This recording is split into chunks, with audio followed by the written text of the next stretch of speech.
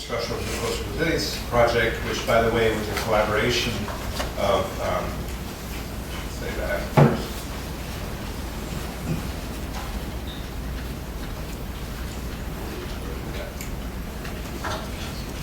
Go back. Sure. We have a problem. I would stop. You're not plugged in? Maybe I can do it on this side. There you go.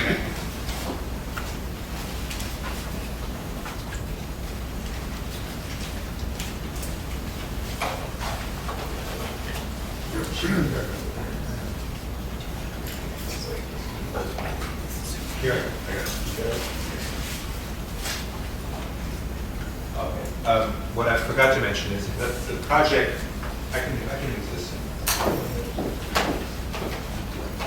The project was actually a collaboration of different institutions. We did a lot of the work here at Princeton, between the School of Architecture with the Wilson School with Michael, and the School of Engineering with Ning Lin, who was here. And then we also collaborated with Princeton, with Harvard and City College at Penn on some of the design we developed. The project emerged as a result of Sandy. Shortly after Sandy, the governor of New York put together a commission that was led by Judith Roth, who was the president of the Rockefeller Foundation, to look at ways in which the state of New York could reevaluate its approach to coastal protection and land use. And so that commission was housed at the Rockefeller Foundation. As a result of that exercise, a number of us who were involved got to know each other. And the Army Corps, which was part of that group, then afterwards approached the Rockefeller Foundation about trying to help them with a task that they'd been given by the Congress, which was to come up with a general strategy for the coastal protection of the North Atlantic region. Now, this is an unusual task. Most of the time the Army Corps looks at individual project-by-project initiatives. This was one case where the Congress asked the Army Corps to specifically look at the region as a whole and come up with integrated strategies for that region. By statute, the Army Corps is limited in the ways in which it can approach problems. Everything has to be defined in terms of cost-benefit. They always have to have a partner at a local jurisdiction. So they're not free to explore sort of out-of-the-box solutions. And so they approached Rockefeller to see if they could partner. Rockefeller would fund a parallel initiative that could look at alternative approaches, alternative designs, which could then feed into the comprehensive study. This exercise was called the North Atlantic Comprehensive Study. If you're interested in this, they have a very elaborate website that shows all that information on it. So we were invited by the Rockefeller Foundation to put this project together. And what we arrived at was a structure that's shown here. Part of this, we set aside about a third of the funding to do a sort of ground-up modeling of the storm surge hazard, working with Michael on sea level rise and Ning Lin and her group on storm surge modeling. And then take that with another small group and generate our own flood hazard maps, which would then be used by a series of 4 different design teams at the School of Architecture here, led by Paul Lewis, who's a professor in the School of Architecture, and at 3 other institutions, each of which was given a site along the coast. So we identified the 4 sites of Rhode Island, New York, Atlantic City, and Norfolk as locations that each of those design teams would then focus on. Part of this overall approach and this particular project was to find a way to bring the most advanced and progressive approach to the modeling of the storm surge hazard, taking climate change into account, with new strategies for design. So find a way to integrate the science and the design into one integrated model. And that's the aspiration of this project of our work. As you all probably already know, what we're dealing with here with storm surge is the combination of the contribution of sea level rise, the effect of the storm surge as the water is getting pushed in by the hurricane, which is a combination of different aspects. There's the bulge in the water that is pulled up by the hurricane. There is the additional amount of water that is pressed forward by the wind, and then there's the local effect of waves, etc. All of that adds to the tidal cycle, which can, in some cases like Sandy, also add to the amount of flooding. So the modeling that needed to be done needed to take all those things into account. On the design side, what we wanted to find is a way to integrate some of the features that have been argued for now for a number of years, combining both engineered protection and green infrastructure, if you will, finding ways in which the ecological aspects of the coast could be enhanced to contribute to storm surge protection. But that alone isn't going to solve the problem, and so there has to be a way in which we can bring both engineered methods and landscape ecological methods together.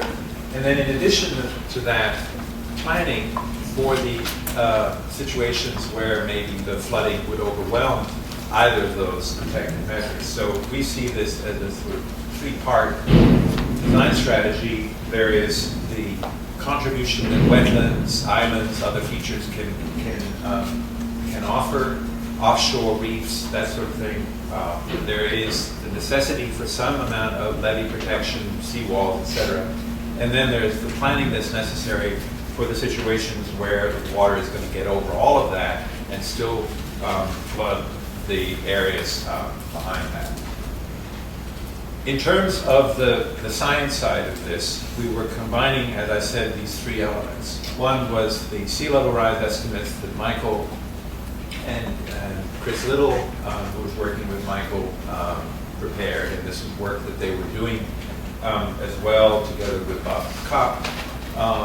And that was geared, as you'll see, to giving us probabilistic estimates of the sea level rise at particular locations that we were studying on the North Atlantic coast. Then working with Ning, doing the statistical or probabilistic modeling of the hurricanes using the global circulation models, as you'll see, and then finally using that information to create the flood maps for design. So Michael and Chris together developed the sea level rise probability distributions for the different locations. That Bob, also, that came from Bob also. Bob. Which gave us a basis to incorporate the sea level rise projections for those specific locations into the analysis of the storm surge.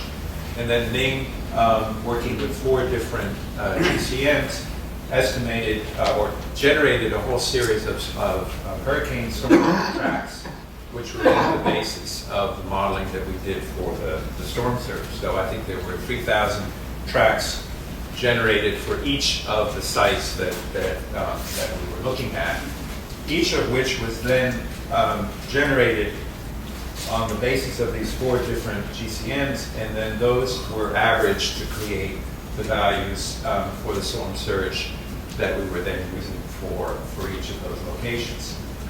The modeling was done, and this was a decision I think that was an important aspect of what we of the approach that we sketched out. The modeling was done with SLOSH, which is a fluid dynamics model that is less detailed and sophisticated than some of the other tools that are available, for example, ADSER, but it has the benefit that these are grids that are generated by NOAA and benchmarked by the federal government. So there is a virtue, I think, to this approach that we were using established grids for the analysis of the 4 different locations that we were looking at as part of our work. So the strategy in bringing all this together was we first generated digital elevation maps for each of the locations, bringing together the topography and the bathymetry. A lot of the work that we've done in all the projects leading up to this and this project was to come up with good, well-verified models of the actual topography and bathymetry and bring them together at a common zero, if you like. Overlaying on top of that, we would then have the surge calculations that were done, which would then allow us to create an inundation map for each of the locations. So the slosh grid is somewhat coarse compared to other grids, but in our view, that's sufficient given all the other issues that we're dealing with and the uncertainties associated with all the other aspects of the problem. In all of this, one of the important aspects of this was trying to approach every single aspect probabilistically. So the sea level rise projections were a probability distribution.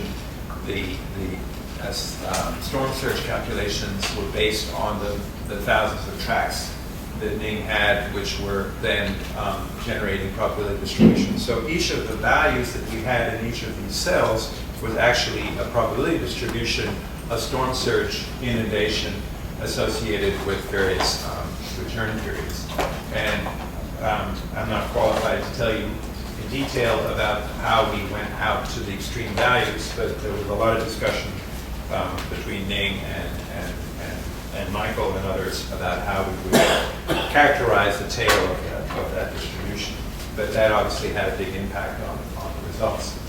So the basis of all this is that we have the flow circulation models that are used for current climate and then used for future climate, and so it's an apples and apples comparison of the storm surge. Ning did the calculation out at the end of this century and at the end of the last century, and then we extrapolated in between for the intermediate values that we then used. So the end result was that we had a probability-based distribution for each of the cells in that slosh grid on the 4 sites that we were looking at, incorporating all of these different features, which I think is one of the aspects of this overall model, which is of value and important as really an alternative approach to what is currently the practice of the various agencies in the federal government responsible for flood hazard maps. So the end product were these maps for each of the 4 sites that we were looking at. And then we introduced a strategy which I think is really one of the innovations of our project, which was to look for each of the 4 sites at the flood inundation, coastal flood hazard map, if you like, associated with different return periods and different time slices. So in each of these 4x4 grids, the first row is the annual flood maximum value. The second row is the 100-year return period, and then the 500-year return period, both of which are values used by FEMA in their current maps. But again, this is done in a different approach than FEMA. And then the bottom line is the 2,500-year return period, which is what's currently used for tsunami inundation maps. Now, what factors into all of this is the proposal for how we might approach coastal flood hazard mapping on a probabilistic basis in the future. So taking this model, we argued, we had a workshop that was sort of at the tail end of this research project last May,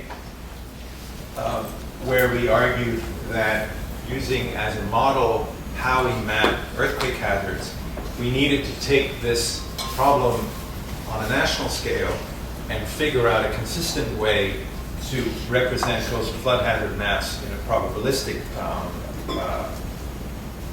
from a probabilistic standpoint, so that we could have a baseline nationally for what the flood hazard looks like. I don't know how familiar you are with the current state of practice, but now what FEMA does is subcontract the flood hazard maps to a number of large engineering companies who each then do flood hazard maps for different locations around the country. And there have been many studies from the National Academy and others that have pointed out that that leads to inconsistency because every model is slightly different, every modeling approach is slightly different, and all the information that is the basis of those models in terms of topography, et cetera, is slightly different. And so you often get offsets from map to map of a couple of feet, and the confidence that people have in these models has over time deteriorated, especially since you can go to a rival engineering firm and get them to generate a different map that slightly tweaks the results and so on and so forth. So our argument is that we should learn from what we do in earthquake engineering and have a basis map for the country that represents coastal flood hazard map, which ought to be done by the government in the same way that the earthquake hazard maps are done by the government, so that you can now, for example, go to USGS website and get the values for the earthquake hazard based on a probabilistic assessment for any lat long or any zip code anywhere in the country.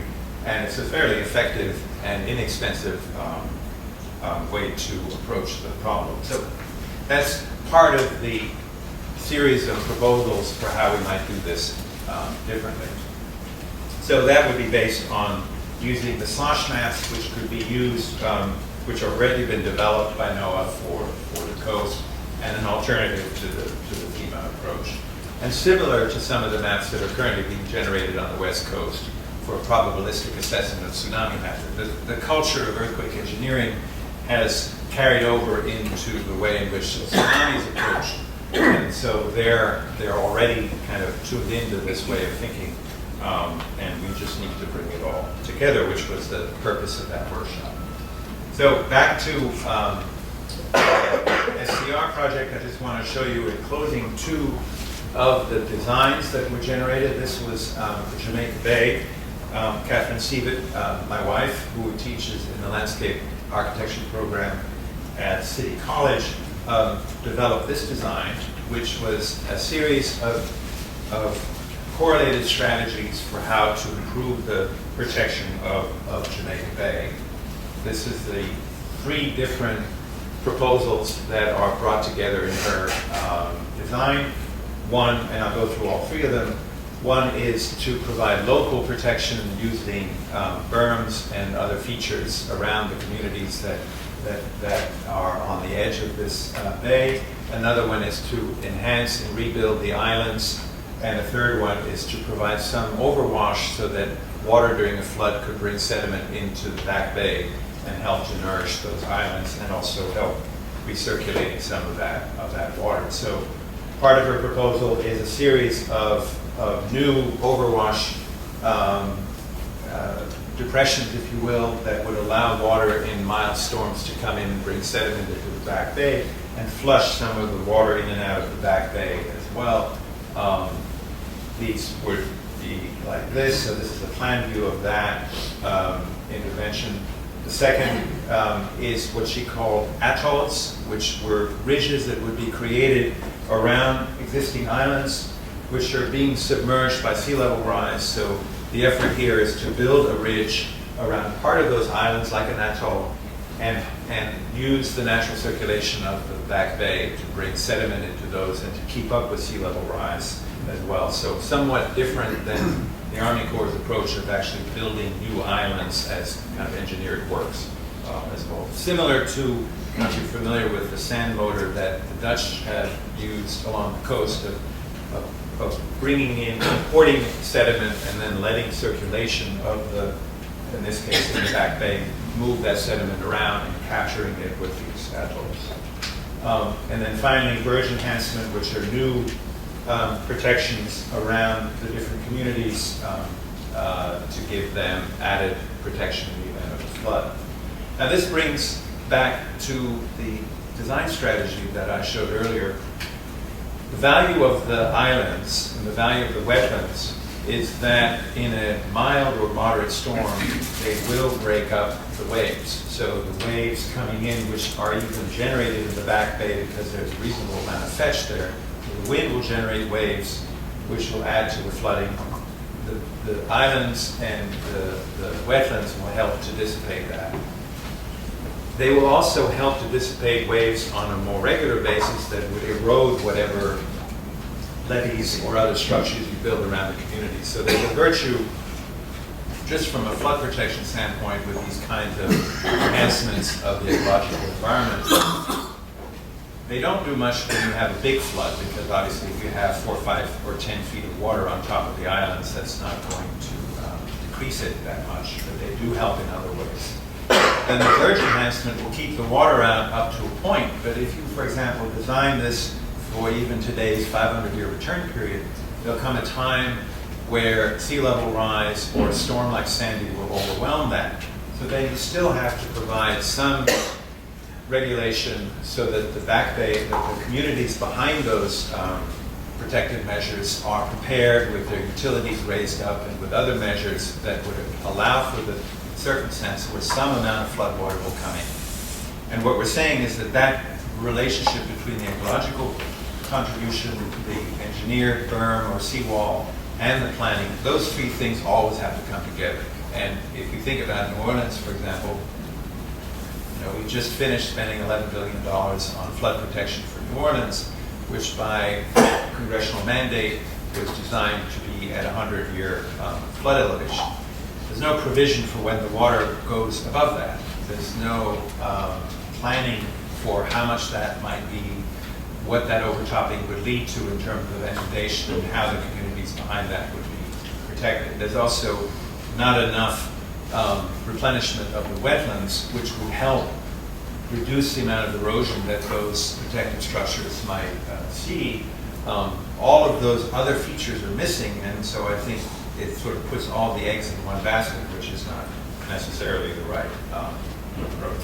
So this is an example of that sort of local-based strategy, and what we then did was take the existing digital elevation map before and after, and then use that as a way of representing what the consequences of that, of those improvements would be. And then we could look at what, in this matrix arrangement, what that benefit would be and how that benefit would evolve over time. So the importance, I think, of this matrix approach and what we're calling dynamic performance-based design is that it gives you a way to evaluate the performance of whatever design you proposed. For example, what Catherine proposed for the Bay, looking at different probabilities of exceedance and looking at the variation over time with the effect of sea level rise. So, for example, if you're planning, like now, Maya and I have been talking about this, the Army Corps is planning to build some protective measures at the mouth of Jamaica Bay.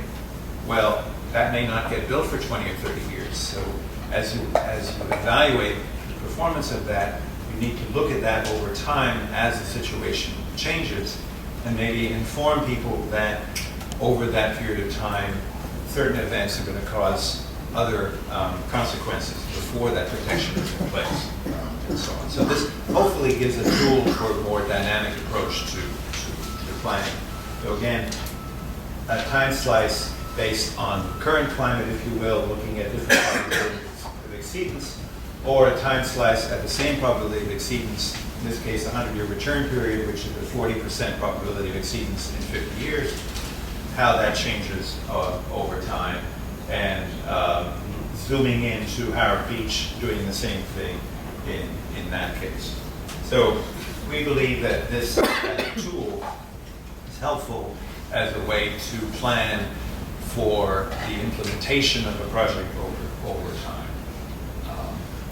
And then the other thing that we were also using this to point out is that there are differences, some cases subtle, but there are differences in the result that we get from our calculations, NAICS calculations, as opposed to what FEMA does. And I think the importance of that difference, in my view, is that we should design according to these different probability levels, because if we design for, let's say, a levee to protect us against the 500-year return period today, we can understand how that protection will diminish over time. We can take that into account in the way in which we regulate the planning of new construction and maybe existing construction in that community, and take all those elements into account if we're looking at different probability levels. And if we do that, then I don't think it makes as much difference what the specific nuances of the calculations are. So the fact that we have slight differences in the borderlines here would, I think, be subsumed in our approach at looking at different probability levels.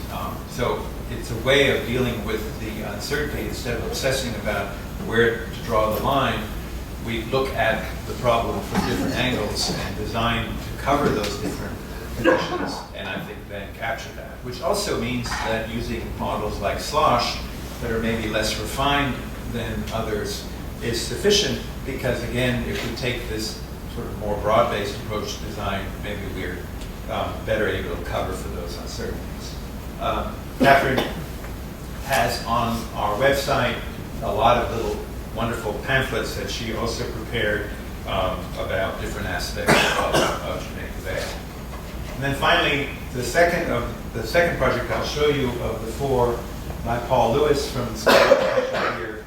He took a look at a community called Chelsea Heights, which is behind Atlantic City, which was built on a wetland, which is a middle-low income community which was badly hurt by Sandy, and of course, prime candidate for retreat. So those who believe that it's necessary and important to sort of go back the clock, or whatever the expression is, and to go back to the situation that existed before, where we didn't build on a wetland. This is a prime candidate for that. What Paul proposed instead is what he calls an amphibious suburb, which is the adaptation of that community over time to allow it to live with the water. And this, again, is a gradual adaptation which lends itself to the kind of mapping of the hazard that we're using our matrices for. And so, given the community the way it is today, which will flood in a storm like Sandy throughout, his proposal is to combine the raising of the roads around the perimeter to turn those into levees, wetlands on the front side of that, but access for the water in through those levees, and actually irrigation of the community through the reconstruction of the back streets. So lifting the roads and then turning the roads on the backside, like here, turning those into canals. The value of that is to get the water out. One of the big problems with flooding is, once the water gets in, it's hard to get it to drain it out.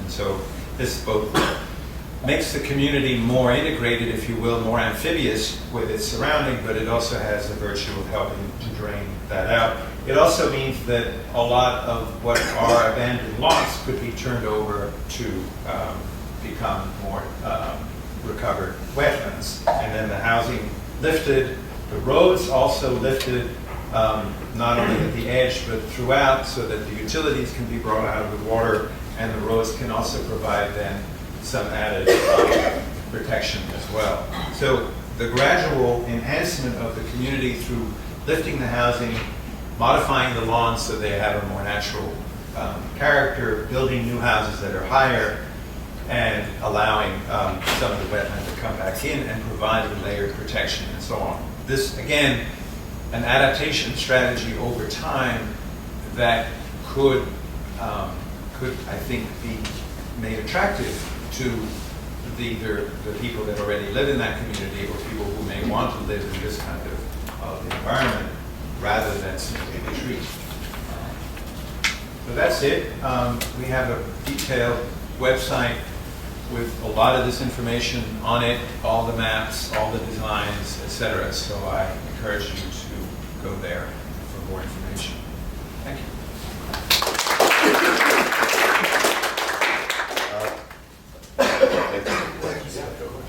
Let me ask one. So how's your view of how receptive the powers that be are to these kinds of design concepts? After Sandy is forgotten in another couple of years, how likely is it they'll just relax back to their previous what needs to be done? I think they already have. I mean, there was a parallel initiative also sponsored by the Rockefeller Foundation called Rebuild by Design, which was initiated by Sean Donovan, who was the Secretary of the Department of Housing and Urban Development. He was put in charge of the federal government's organization of the rebuilding after Sandy, and so he had oversight over all the different agencies, but he also, through HUD, had a lot of the funding that was authorized by Congress after Sandy. And he decided to channel some of that money about $1 billion through a competitive process called Rebuild by Design, which eventually led to the award of about $900 million to, I think, 10 different designs up and down the coast, including a design for the lower tip of Manhattan and other places. And the idea there was to get the design teams working on strategies that would have the support of the local communities, that would be easier politically to implement on that basis, and that would build enough momentum that when the money was given to the state and local authorities, that they would feel obligated to follow through, because legally they don't have to. The money comes in the form of block grants, and so once they have the money, the state and local authorities can do really what they want with it. But RBD was meant to create a momentum and support a constituency for these designs. What's happened is the money was allocated. There was even another round of financing that was more recently allocated through something called the National Disaster Resilience Competition, another $1 billion, also done through HUD. And so, for example, New York City got a grant to protect the lower part of Manhattan. Initial grant was for the an area outside of Peter Cooper Village and Stuyvesant Town on the east side of Manhattan. And then they just recently got another grant for the Pacific Manhattan. Well, they went from RBD led by designers with big teams to the awards going to engineering firms with designers as their consultants, to now the last grant went just to the big engineering firms. So it's gone back to business as usual. And throughout all these things, it's a lot of money at stake. So it's sort of like the military-industrial complex. It's very hard to break the pattern, and both the federal government, which is mostly populated by people, in many cases, who come from these engineering firms, and the engineering firms, which is populated by people who come from the government. You can't get into that and change it very easily. So one of the reasons I'm pushing for the flood hazard map is that if the federal government could take over that and do it in a simplified way, and at least establish a consistent baseline that everybody trusted, we take a big step. Because right now, if I'm in a coastal community in New Jersey and I don't like what the FEMA map tells me, I can just hire an engineer who will come along and make the case that it's wrong, and then I can duke it out with the Army Corps, and eventually nothing happens. So we're not in a good situation, and it's not getting any better. Rob? Well, the precision of your talk, lengthy talk, pathetic with, but was striking, is that you had no dollar signs. And a consumer, an important set of consumers of this work are the people involved in climate policy analysis, who would ask, approximately what are the costs of these mitigation efforts or adaptation efforts? And then what are the deltas?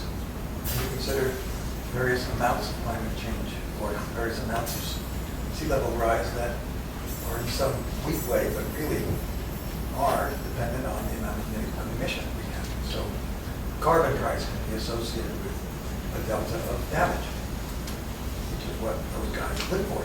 So are you ready to establish that interface with them? Do you think it should be done or something? Them is who? Climate, the working group 3, who think about mitigation costs and abatement costs in dollars. I mean, it's outside my expertise, but hopefully this. Anything except the dollars. Because I don't know how to, and I don't know how to do accept, but other people could, I think. Hopefully the framework would lend itself to that. Michael, do you want to comment? I mean, this is. I think the gap between working group 3 and what he's up to is so big. And I don't think it's relevant. I think what is relevant is at a local level, which is, these decisions are made between the several layers of government intervening between the local decisions and the federal level, where a lot of the money comes from, and some of the controlling planning.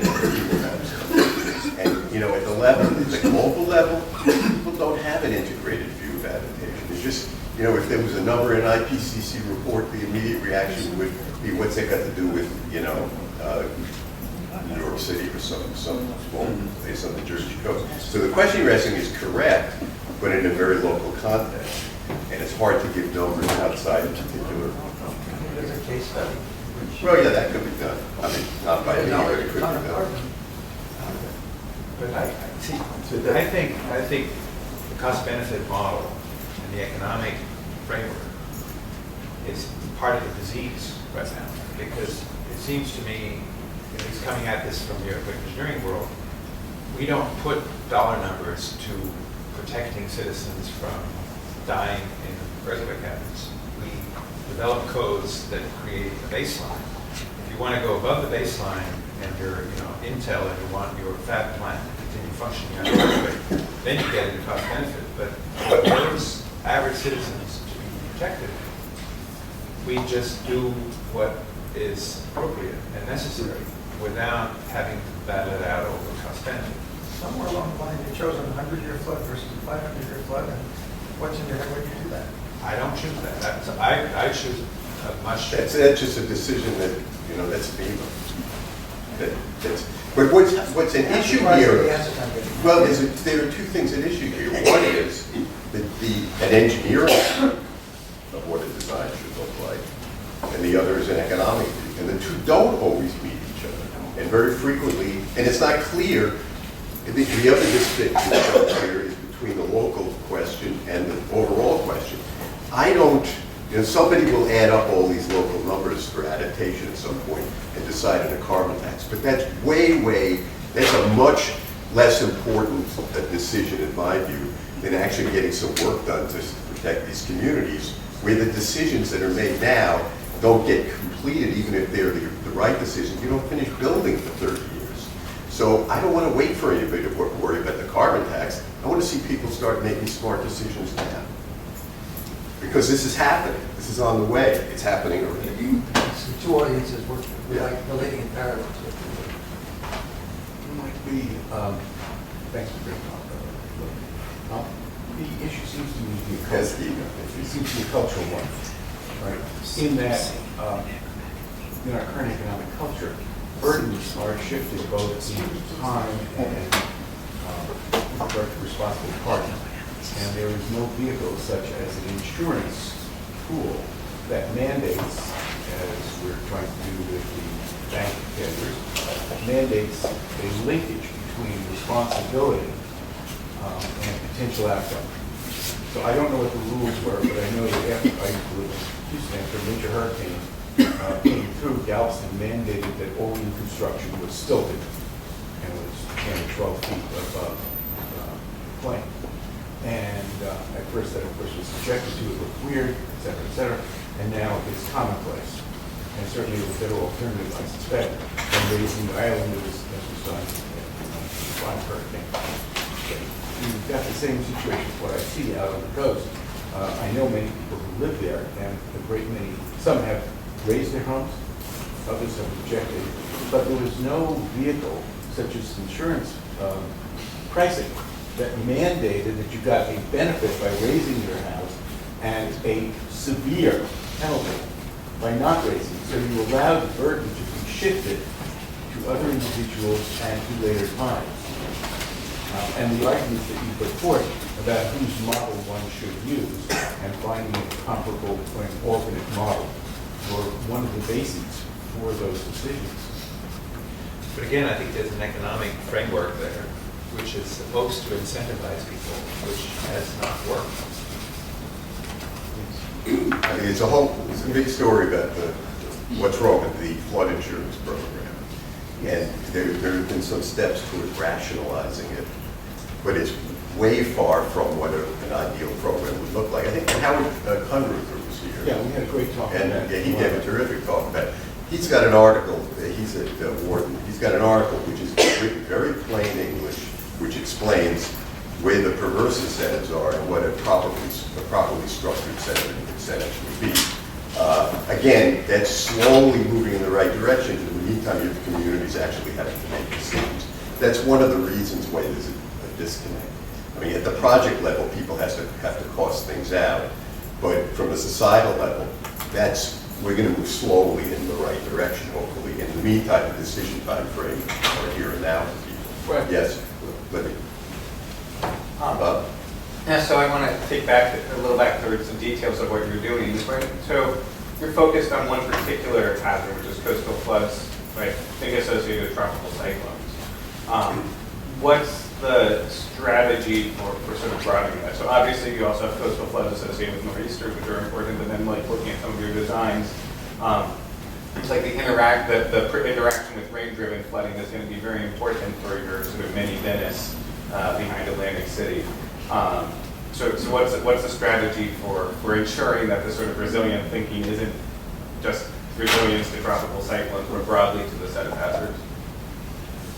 So we stayed away from rain and haven't really addressed that, but that's a missing piece, clearly.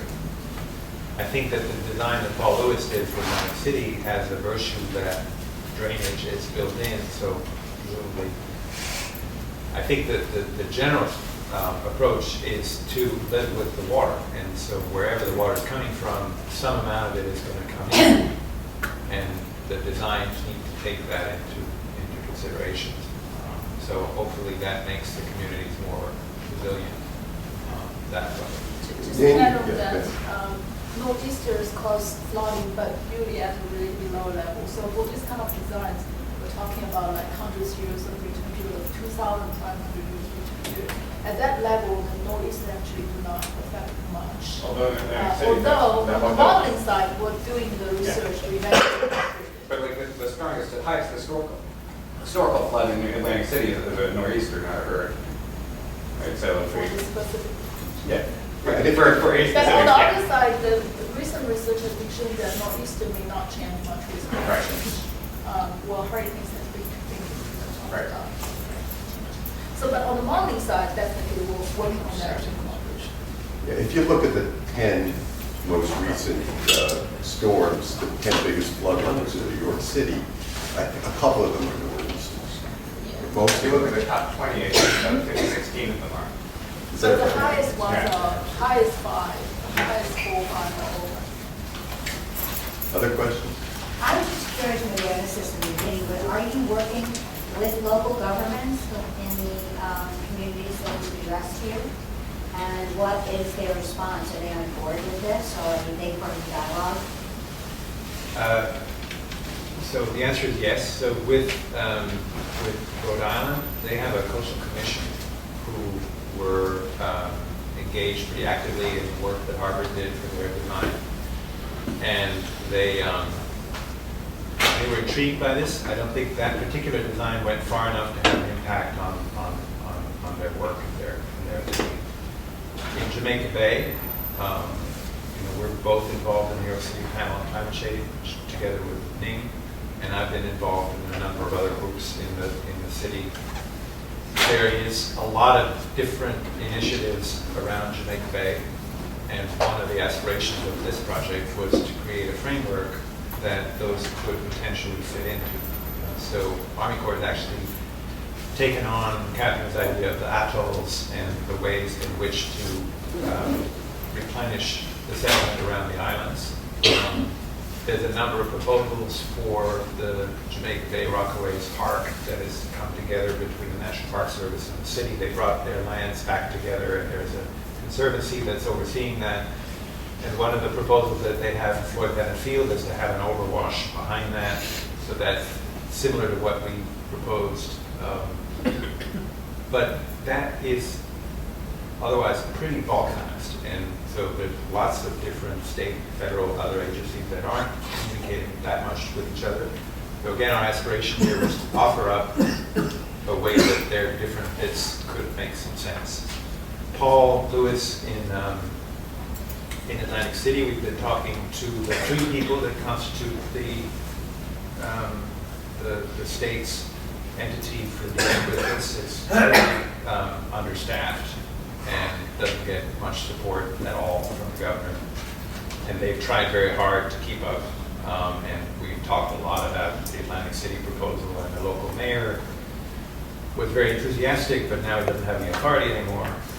And so it's gone nowhere. And New Jersey has generally really dropped the ball as far as participating in any of these federal funding initiatives altogether.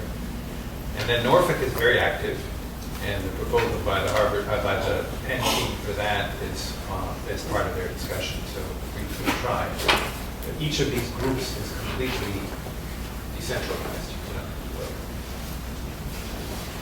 Just a note on that, one of the more successful, for what it was, project was the Thames surge barrier. The planning for that started about 30 years before it was completed. But it was an efficiently done project in a sense, because the governmental structures in the UK are more vertical than here, where there's this marble cake of governance. It's a real problem in making decisions on projects that have long planning horizons. But even when you have a clear authority like for New Orleans, where the Army Corps was charged to build this barrier, it then gets designed for one event. You know, it's designed for the 100-year flood, which is here, not here. And if it's here, it fails. So even if you have an authoritarian structure, it fails. Sorry. If you go to Schiphol Airport in Holland, there's a line on the wall about that high, about several feet above me. And there's a label that says sea level. So it's a very active danger there. They will be overrun by seawater.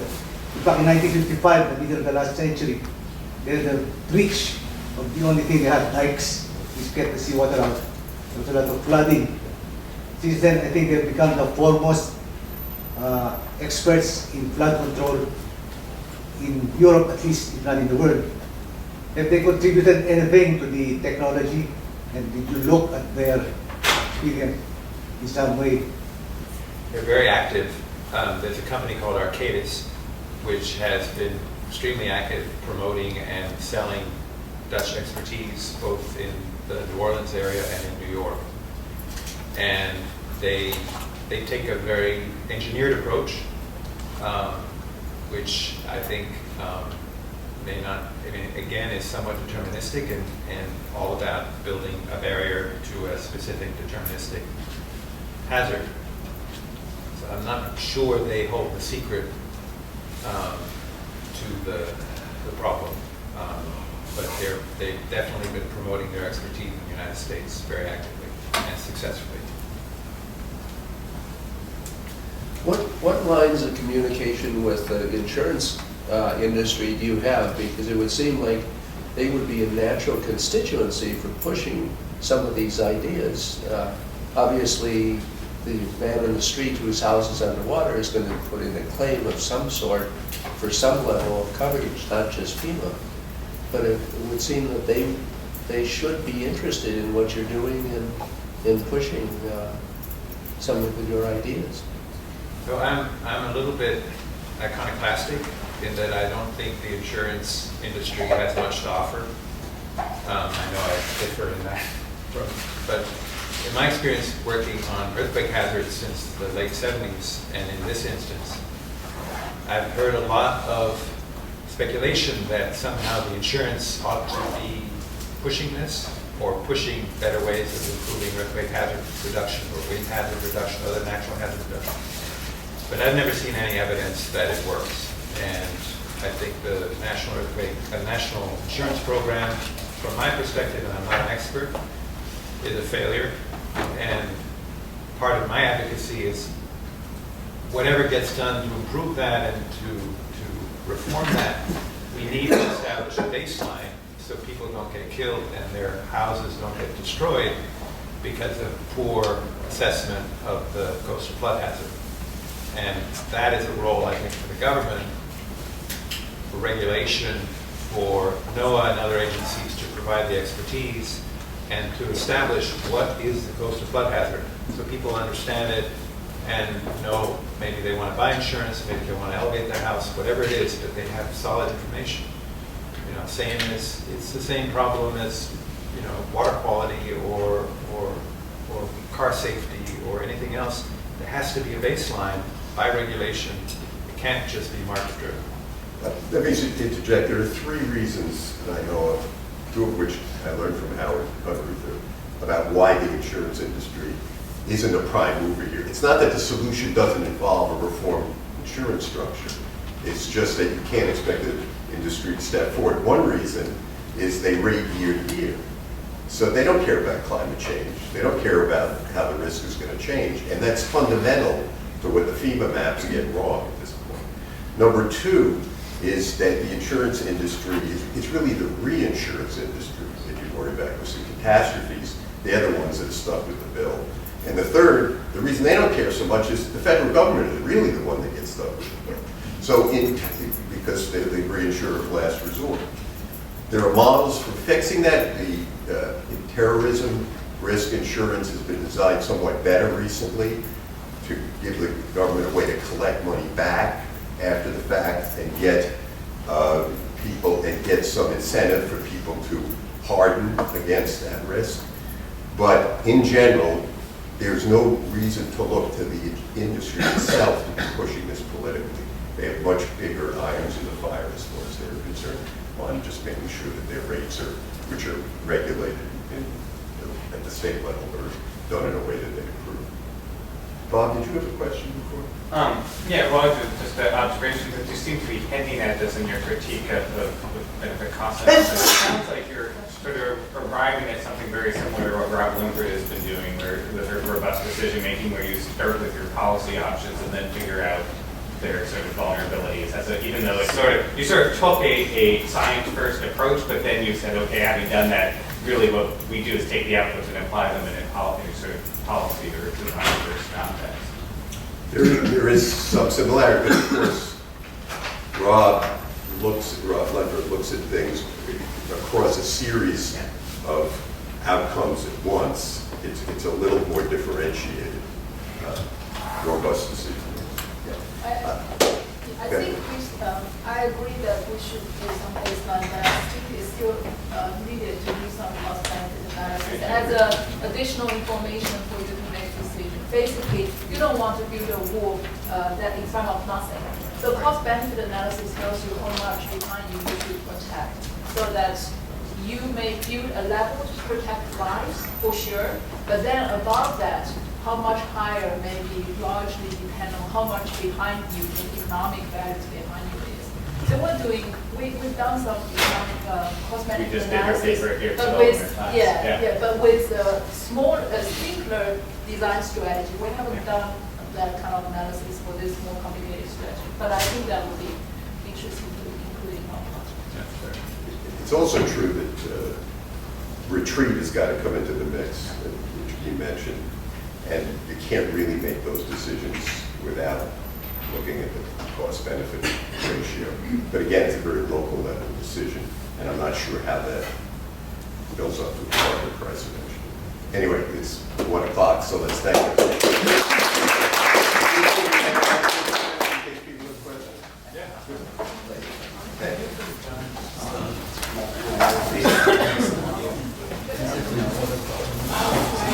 So like where you take one, I was just saying whether there's a difference among the time elements that is due to variation, natural variation. Because you're taking a 20-year run. No.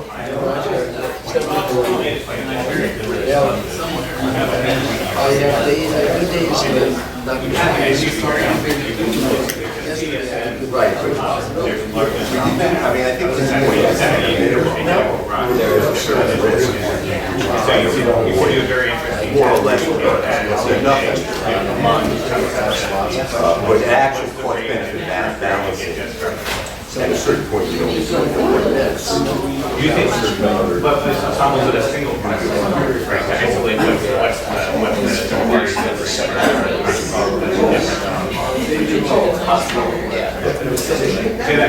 because we know that there are small differences with variability and variability. And it's worth it to me that there could be a significant effect. And there are Here are close numbers to coastal. They exist. But they're, no, yes, it's such an average level. We use a single realization of everything. So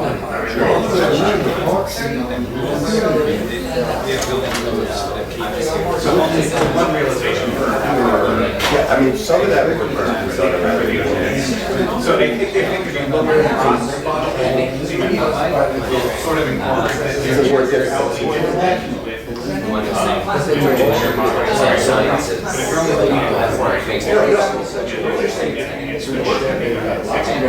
That's just not differentiating the side model. And that's how much differentiation is being Office buildings, 50 miles.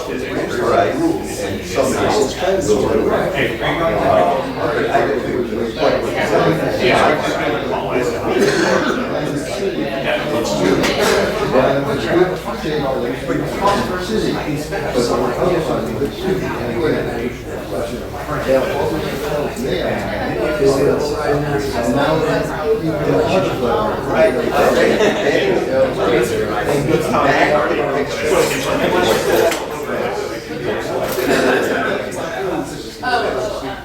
it's It's at a very high level.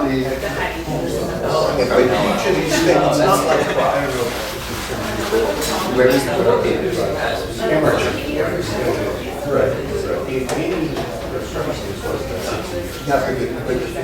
but the design of what actually would be done is extremely local.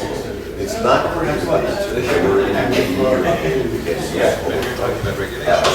and Alice said, and Alice says the hand up.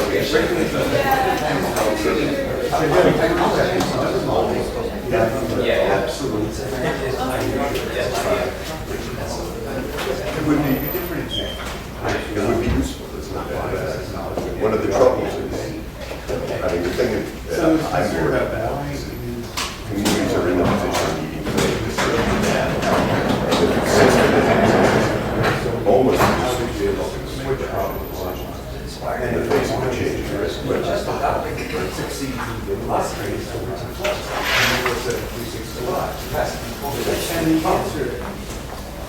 Swedish. No, the answer is that they were putting in